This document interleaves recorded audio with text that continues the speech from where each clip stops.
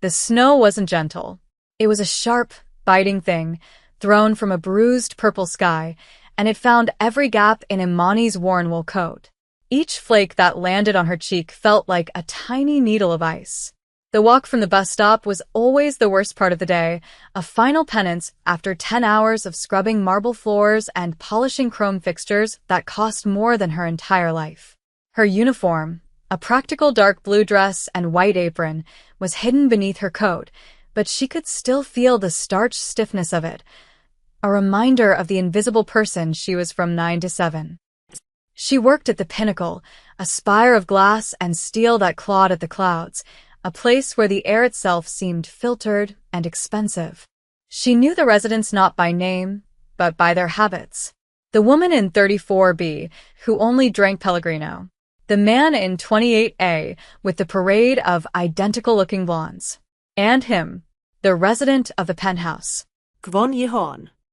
She only ever saw him in the private elevator or the lobby, a silent storm in a perfectly tailored suit. He moved like the world owed him space, and the world always paid. His suits were always dark, the fabric whispering of impossible expense. His face was carved from unforgiving stone, all sharp angles and severe lines, his eyes holding a chilling stillness. He never spoke to the staff. He never had to. His presence was a command. Imani had once seen him dismiss a rival who had dared to approach him in the lobby with a single, level look. The other man had physically recoiled, shrinking under the weight of that silent dismissal. He was power made flesh. Tonight, that power was gone. She saw him as she rounded the corner onto the grand, heated driveway of the Pinnacle. He wasn't inside. He was sitting on the lowest marble step of the entrance, the one usually kept pristine by the grounds crew. The automatic doors slid open and shut for other residents, spilling warm, golden light onto the snow, but none of it seemed to touch him. He was a statue of ruin. His suit, a charcoal gray that she knew was Tom Ford, was rumpled, dusted with a fine layer of snow on the shoulders. His black hair, usually styled with surgical precision, was disheveled. But it was his posture that stopped her heart. He wasn't sitting, he was folded in on himself, his elbows on his knees had bowed. The absolute, unshakable certainty he usually carried was shattered. He looked lost, broken. A sleek black car purred to a stop at the curb.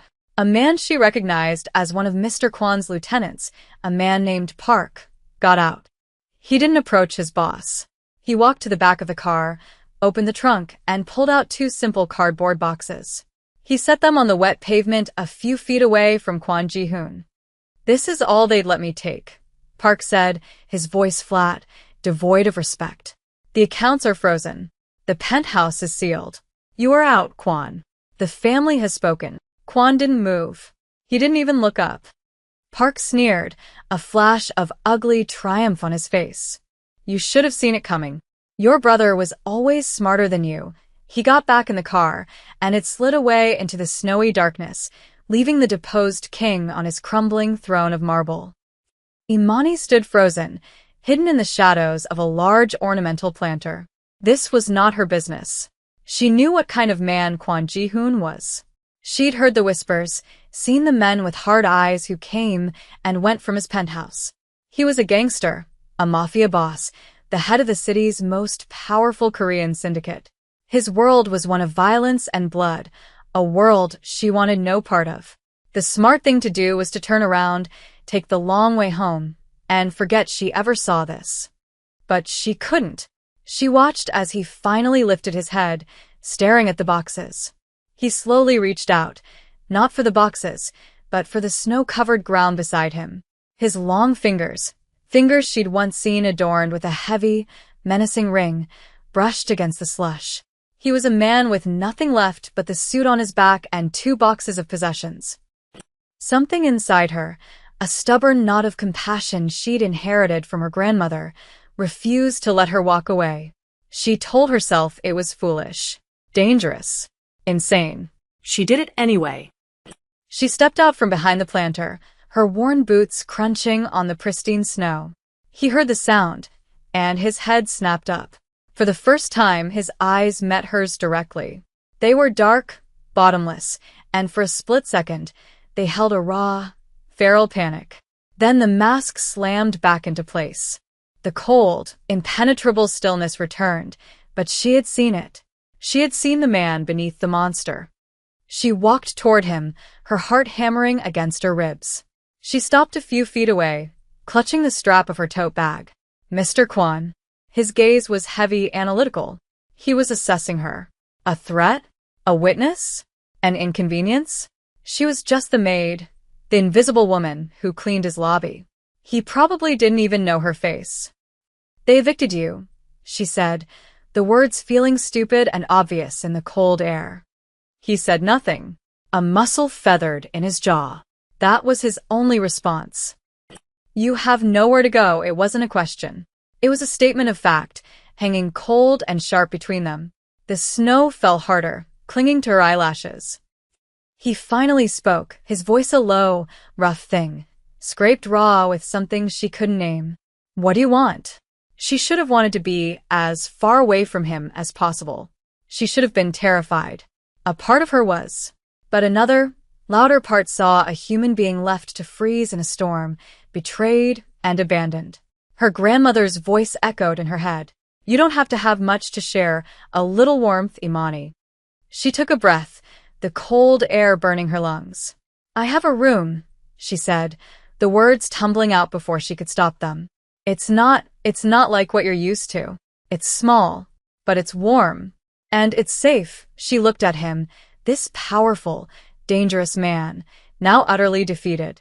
"You can stay with me." The silence that followed was absolute. The world seemed to hold its breath. He stared at her, his dark eyes searching her face for the angle, the trick, the price. In his world, nothing was free. Kindness was a currency used to buy something later.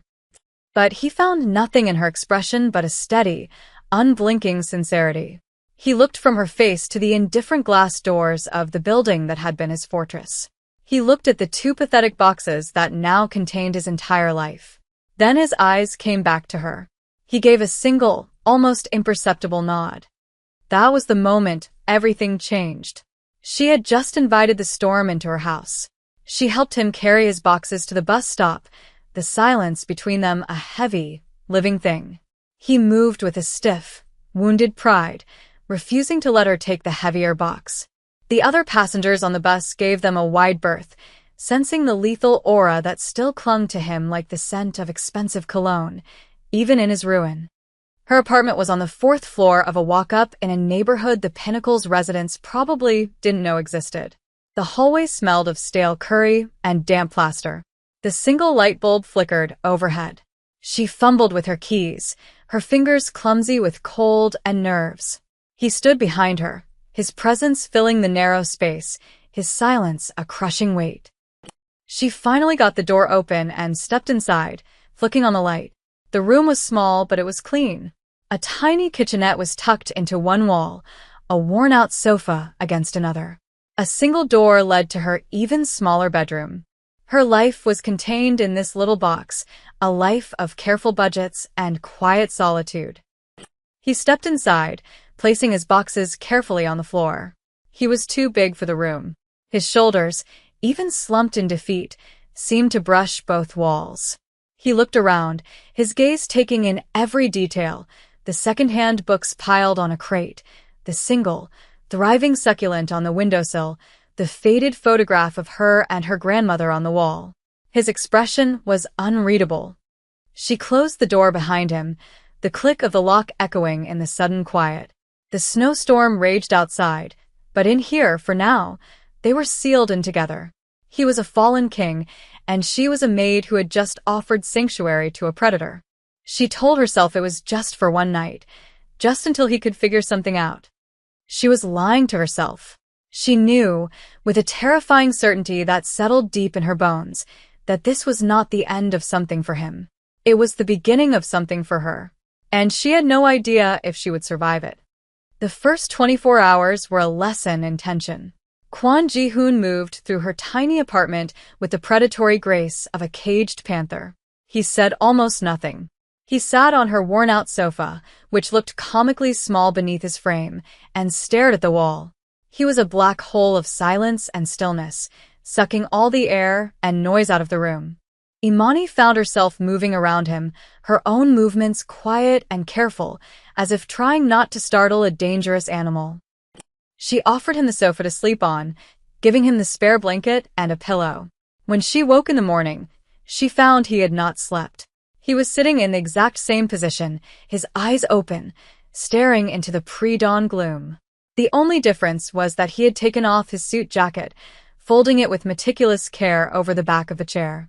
He was in his white dress shirt, the sleeves rolled up to his forearms, revealing taut, corded muscle and the edge of intricate black ink coiling around his right wrist. A dragon's tail. "There's coffee," she said, her voice sounding too loud in the quiet. He just nodded, his eyes tracking her as she moved through the kitchenette. She felt his gaze like a physical touch, analytical and unnerving. She poured him a mug, black, and set it on the small coffee table. He looked at it, then at her. "Thank you, Imani," he said. It was the first time he'd used her name. He must have read it on her uniform name tag at some point. Hearing it in his deep, quiet voice sent a strange shiver down her spine. It sounded different, possessive. Danger didn't wait long to find them. On the third day, a black sedan with tinted windows parked across the street from her building. It didn't belong in this neighborhood of beat-up sedans and delivery trucks. It sat there for hours, a silent, menacing presence. Imani noticed it from her window. When she mentioned it, a flicker of something cold and familiar crossed Ji-hoon's face. "They found me," he said, not with fear, but with a weary sort of resignation. He went to her window, peering through a crack in the blinds. "My brother's men. They are not patient." "What are you going to do?" she asked, her own fear a cold knot in her stomach. "There is nothing I can do," he said, turning from the window. And that was when she saw it again, the same raw vulnerability she'd seen on the steps of his old life. The utter hopelessness. He had no money, no men, no power. He was a king with no kingdom, a target waiting for the arrow. That night, he had a nightmare.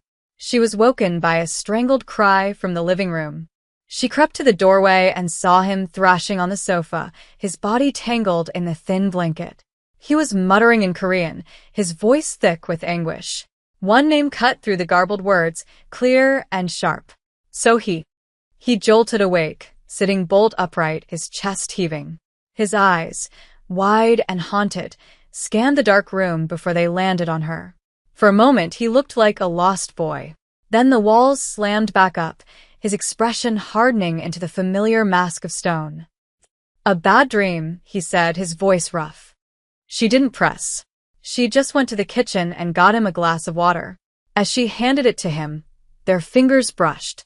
His skin was cold, but a jolt of heat, sharp and unexpected, shot up her arm. Their eyes met over the rim of the glass. The silence stretched, thick with unspoken questions.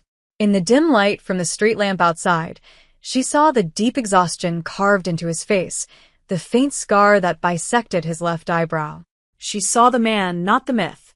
"Who is Sohee?" she asked softly, the question slipping out before she could stop it. His jaw tightened. He looked away, staring at the photograph of her and her grandmother. "My sister," he said, his voice barely a whisper. "When my brother made his move, he took her. As leverage. To ensure my cooperation." He finally looked back at her, and his eyes were filled with a self-loathing so profound it made her ache. "I walked away from everything to keep her safe. It seems that was not enough. They still hunt me." That was his wound. The woman he had failed to protect. He had given up his empire not in a fight, but in a surrender, to save his sister. And his reward was to be hunted down and erased. The next day, two men got out of the black sedan. They were dressed in sharp suits that looked just as out of place as their car. They started going door to door, showing a picture on a phone. Imani watched them from the window, her heart pounding. They were getting closer. "You have to go," she said to Ji-hoon, her voice urgent. "They'll find you here. They'll hurt you." He looked at her, then at the door, a grim certainty on his face. "They will not stop until I am dead. Running is only a delay." Then I'll tell them I haven't seen you, she said, the decision solidifying inside her even as she said it. I'll lie. He stared at her, a strange, complicated emotion swirling in his dark eyes. Why? He asked, the single word loaded with a lifetime of suspicion. Why would you do this for me? You owe me nothing. She thought about it. She could throw him out right now. Let his brother's men find him. Her life would go back to normal. Quiet, safe, predictable. But she looked at him, at the man who had given up everything for his sister, and she couldn't do it. She couldn't be the one to hand him over to his executioners. Because nobody deserves to be alone when the wolves are at the door, she said. It was the truest thing she had ever said. A knock, hard and insistent, echoed from her front door. They both froze. The men were here. Ji-hoon moved with a sudden, lethal speed that shocked her. He grabbed her arm, his grip firm but not painful, and pulled her toward the tiny bedroom. Get in. Do not make a sound, he whispered, his breath warm against her ear. The proximity was dizzying, his scent, a faint, lingering trace of cedarwood and something uniquely him, filling her senses. He pushed her gently into the bedroom and closed the door almost completely, leaving only a hairline crack. He then moved to stand beside the front door, flattening himself against the wall, out of sight. He picked up the heaviest book from her crate, a thick hardcover history textbook, and held it like a weapon. He was a warrior again, even if his only weapon was secondhand knowledge. The knock came again, louder this time. Imani held her breath, her eye pressed to the crack in the door. She watched as one of the men, impatient, tried the doorknob. She'd forgotten to lock it. The door swung open. A large man with a flattened nose stepped inside, his eyes scanning the small apartment. Anybody home? He called out, his voice a low growl. He took 2 steps in, his back to Ji-hoon. And in that instant, Ji-hoon moved. It wasn't a brawl. It was a piece of brutal, silent choreography. He brought the heavy book down on the back of the man's head with a sickening thud. The man grunted, stumbling forward. Ji-hoon didn't stop. He dropped the book and flowed around the man, one arm snaking around his throat, the other hand coming up to cup his jaw. There was a sharp, horrifying crack, and the man went limp, slumping to the floor like a puppet with its strings cut. The second man, hearing the noise from the hallway, rushed in. He saw his partner on the floor, and his eyes widened. He reached inside his jacket, but he never had a chance. Ji-hoon was already on him, a blur of controlled violence. A precise strike to the throat, a jab to the solar plexus, a crippling blow to the knee. The second man crumpled, gasping for air, his hand frozen halfway to his gun. Ji-hoon disarmed him with practiced ease, pulling a sleek, black pistol from the man's shoulder holster. He checked the magazine, the safety, his movements economical and certain. He moved through violence like it was a language he was born speaking. He stood over the 2 downed men, his chest rising and falling, the gun held loosely at his side. He was no longer the broken man from the marble steps. He was Kwon Ji-hoon, the predator, the king. And he was standing in her living room. He turned his head slowly, his dark eyes finding hers through the crack in the door. The raw violence of the last 30 seconds still clung to him, a dangerous, electric charge. But when he looked at her, it softened, just for a fraction of a second. "We have to go," he said, his voice calm, steady, and terrifyingly in control. Now, her apartment was no longer a sanctuary. It was a crime scene. They left the 2 men groaning on her floor, taking only the gun and the cash from their wallets. Ji-hoon moved with purpose, pulling Imani along by the hand, his grip a firm anchor in the swirling chaos of her thoughts. Her old life was gone. She had crossed a line. She had watched a man break another man's neck in her living room, and she was now running with him. They slipped out the back of the building and into a snowy alleyway. The world seemed muffled and unreal, the falling snow blanketing the city in a deceptive peace. Ji-hoon didn't look back. "Where are we going?" she asked, her breath pluming in the frigid air. He glanced down at her, his expression unreadable in the dim light. "Somewhere they won't find us." They ended up in a rundown motel on the industrial outskirts of the city, a place that smelled of bleach and desperation. Ji-hoon paid in cash for a room with a buzzing neon sign outside the window that cast flickering red light across the peeling wallpaper. The room was cold, the single thin blanket on the bed offering little comfort. Adrenaline had carried Imani this far, but now, in the grim quiet of the motel room, the reality of her situation crashed down on her.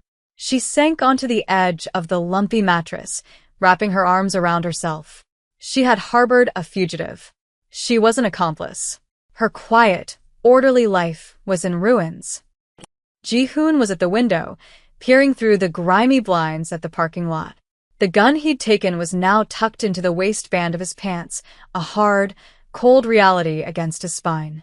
He had killed for her, or at least he had been willing to. He had protected her space, her home, before it was compromised. He turned from the window and looked at her. The silence in the room was a living entity, filled with the ghosts of the men on her apartment floor and the future they had just stolen. "You should have let them take me," he said, his voice flat. "Your life would not be this." "You think I could have?" she shot back, a spark of anger cutting through her fear. "I could have just watched them drag you out? After what you told me about your sister?" He was silent for a long moment, his gaze intense.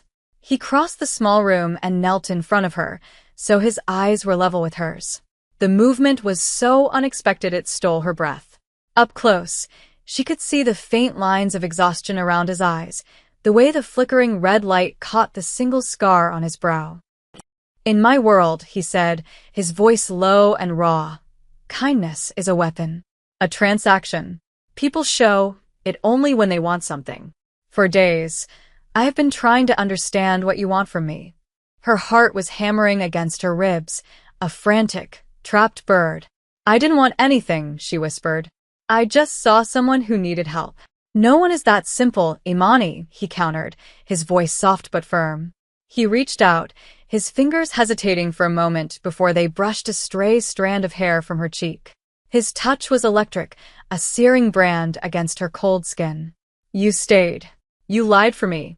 You are here with me now. Why?" The truth was a dangerous, sharp-edged thing lodged in her throat. She had been telling herself it was pity, that it was the right thing to do. But that wasn't the whole story. She had seen the man behind the monster, and she had felt a pull, a connection she couldn't explain and didn't want to examine. "I told myself I stayed because it was the right thing to do," she confessed, her voice barely audible. "I was lying to myself. I stayed because I couldn't stand the thought of you facing them alone." His expression shifted, the hard lines of his face softening into something vulnerable and real. He held her gaze, and in the depths of his dark eyes, she saw a flicker of disbelief, of wonder, of something that looked terrifyingly like hope. "You," he said, his voice thick with an emotion she couldn't name, "are the first person in a decade who has shown me loyalty without demanding a price." He leaned in, and for a heart-stopping second, she thought he was going to kiss her. But he didn't. He rested his forehead against hers, his eyes closing. She could feel his breath, warm and steady against her lips. It was more intimate than a kiss, a raw, unguarded admission of trust, of need.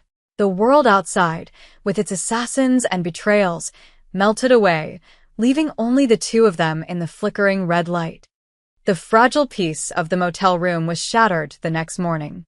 Ji-hoon was watching the local news on the small, staticky television when a picture of her face filled the screen. It was her employee ID photo from the Pinnacle, stark and unflattering. "Police are asking for help locating Imani Williams," the news anchor said in a somber tone. "A person of interest in a violent assault that took place in her apartment last night. She is believed to be in the company of this man, Kwon Ji-hoon, who is considered armed and dangerous." Imani felt the blood drain from her face. They hadn't just made her a fugitive. They had made her the target. His brother wasn't just hunting him anymore. He was using her as bait. "My brother is clever," Ji-hoon said, his voice a low, dangerous growl. He turned off the television, plunging the room into silence. "He knows I will not let them harm you. He will use you to draw me out." The stakes were no longer just his life. They were hers. His war had come for her, personally. She looked at him, at the cold fury hardening his features, and she knew he was already planning, calculating. "We need to get you somewhere safe," he said, his mind already 3 steps ahead. "Away from me." "No," she said, the word coming out with a strength that surprised her. "There is no away from you anymore. They've put my face on television. Wherever I go, they'll look for me. The only safe place is with you, ending this." He stared at her, a conflict raging in his eyes. The instinct to protect her warred with the tactical reality of her words. She was right. They were chained together now, for better or for worse. Her survival was now inextricably linked to his. "This ends one way," he said grimly. "I face my brother. One of us walks away. Then you're going to need help," she said, her mind racing. She was no gangster, no killer. But she wasn't helpless. She had worked at the Pinnacle for 2 years. She knew things. She had seen things. The men who come to see you, they don't all use the front door. There's a man, Mr. Choi. An old man. He tends the rooftop garden. He always brought you tea. The others treated him like a servant, but you always bowed to him. You treated him with respect. Ji-hoon's head snapped up, his eyes locking on hers. "Choi, you know of him." "I know he used a service elevator with a special key," she continued, the pieces clicking into place. "And I know that after your brother took over, Mr. Choi was fired. I saw him leaving. He looked devastated. He was loyal to you, Ji-hoon." A slow, dangerous smile spread across Ji-hoon's face. It was the first time she had seen him smile, and it was a terrifying sight. It was the smile of a king who had just found a hidden army. "You are not just loyal, Imani," he said, his voice laced with a newfound admiration. "You are intelligent." Finding Mr. Choi was their only chance. He was the old guard, a man whose loyalty was to Ji-hoon's father and then to Ji-hoon himself. He was a relic from a time of honor that Ji-hoon's ambitious younger brother, Min-jun, had discarded. They used the last of their cash for a burner phone, and Ji-hoon made a single call. The meeting was set for a closed restaurant in the heart of Koreatown. As they approached, Imani felt a knot of fear tighten in her stomach. This was it, the point of no return. Ji-hoon put a hand on the small of her back, a gesture of reassurance that was both comforting and possessive. Inside, the restaurant was dark, smelling of stale beer and soy sauce. Mr. Choi sat alone at a table in the back, a small, elderly man with eyes that had seen too much. When he saw Ji-hoon, he stood and bowed deeply, a gesture of profound respect. "Young master," he said, his voice raspy. "I knew you would not be defeated so easily." The 3 of them talked for hours. Choi confirmed that Min-jun's hold on the organization was tenuous. He had seized power through treachery, not strength, and many of the older captains were uneasy. He ruled through fear, not loyalty. And most importantly, Choi knew Min-jun's weakness. He had a secret ledger, one that detailed his illegal dealings with a rival Chinese triad, a deal that would be seen as a deep betrayal by the syndicate's elders. The ledger was kept in a safe in the penthouse. Ji-hoon's old penthouse. "Getting it is impossible," Choi said. "The place is a fortress now." "Not impossible," Imani said quietly. They both looked at her. "I have the master keycard. For cleaning services. I was supposed to turn it in on my last day, but with everything that happened, I forgot." She pulled the simple plastic card from her wallet. "It won't get me past the guards in the lobby, but if we can get to the service levels, it will get me into the service elevator. And into the penthouse." Ji-hoon stared at the keycard, then at her. The plan forming between them was insane, suicidal. But it was the only one they had. The final confrontation was a blur of calculated risks and heart-stopping terror. Choi used his old connections to disable the security cameras in the service corridors for exactly 10 minutes. Ji-hoon dealt with the 2 guards in the parking garage with a brutal efficiency that left Imani breathless. Then it was her turn. Dressed in her old uniform, she walked through the service corridors of the Pinnacle, her heart pounding a frantic rhythm against her ribs. Every shadow seemed to hold a threat. She reached the service elevator, swiped the card, and held her breath. A green light blinked. The doors slid open. Inside the penthouse, the silence was eerie. The place was exactly as she remembered cleaning it, yet it felt alien, hostile. She knew where the office was. Ji-hoon had described the safe, hidden behind a large abstract painting. Her hands trembled as she fumbled with the combination he had given her. It felt like an eternity before she heard the soft click of the tumblers falling into place. She pulled the heavy steel door open. The ledger was there, just as he'd said. She grabbed it, her fingers closing around the worn leather cover. That's when she heard the sound, the soft chime of the private elevator arriving at the penthouse floor. Her blood ran cold. Min-jun was here. She had nowhere to run, nowhere to hide. The office door swung open. Kwon Min-jun stood there, flanked by 2 guards. He was younger than Ji-hoon, his face smoother, but his eyes held a snake's coldness. He looked at her, then at the open safe, and a slow, cruel smile spread across his face. "The maid," he said, his voice dripping with condescending amusement. "My brother always did have a soft spot for the help. Did you really think it would be this easy?" He had been waiting for them. It was a trap. Before his men could move, the floor-to-ceiling window behind Min-jun exploded inward in a shower of glass. Ji-hoon swung into the room from a rope, a wraith descending from the night sky. He had used the window-washing rig on the roof. He landed in a crouch, the gun from the motel steady in his hand. The next few seconds were chaos. Gunshots echoed in the enclosed space, deafeningly loud. Imani screamed and dove behind the heavy desk as the room erupted in violence. She saw Ji-hoon move, not like a man, but like a force of nature. He was a blur of motion, precise and lethal, taking out Min-jun's guards before they could even get a clear shot. Then it was just the 2 brothers, circling each other in the wreckage of the magnificent room. "You should have stayed gone, brother," Min-jun snarled, pulling his own weapon. "You should have never touched my sister," Ji-hoon replied, his voice deadly calm. "And you should have never, ever, touched what is mine." His eyes flickered to Imani for a fraction of a second, and in that look, she understood. He wasn't talking about the penthouse or the organization. He was talking about her. The final gunshot was singular, decisive. Min-jun crumpled to the floor, clutching his chest, his eyes wide with shocked disbelief. Ji-hoon stood over him, his face a mask of cold granite, the smoking gun still in his hand. The cost had been paid. Blood for blood. In the aftermath, with Mr. Choi and the loyal captains securing the building, the penthouse was quiet again. The sirens wailed in the distance, a sound from another world. Ji-hoon walked over to the desk where Imani was still huddled. He knelt before her, gently taking the ledger from her trembling hands. He set it aside, his priorities clear. He reached out and cupped her face, his thumbs stroking her cheek. His hands were shaking just slightly, the only sign of the battle he had just fought. "It's over," he said, his voice soft.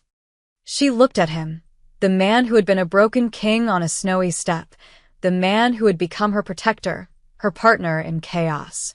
He was the boss again, the most powerful man in the city's underworld. His empire was his once more. He saw the question in her eyes, the uncertainty. What now? Where did she, a maid from a 4th floor walk-up, fit into this world of blood and power? He didn't offer promises of love or a normal life. He offered her the only truth he knew. He stood, pulling her to her feet, and led her to the shattered window. The city spread out below them, a glittering tapestry of a million lights, a million lives that were not theirs. The cold night air washed over them, carrying the scent of snow and rain. He stood behind her, his presence a solid, unshakable wall. He didn't touch her, but she could feel the heat radiating from his body. His empire was at their feet.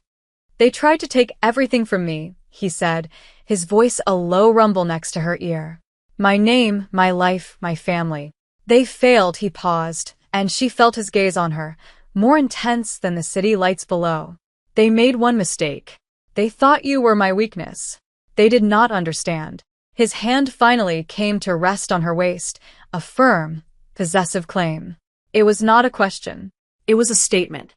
You are not my weakness, Simani, he said, his voice absolute. You are my territory, and I protect what is mine. She didn't flinch.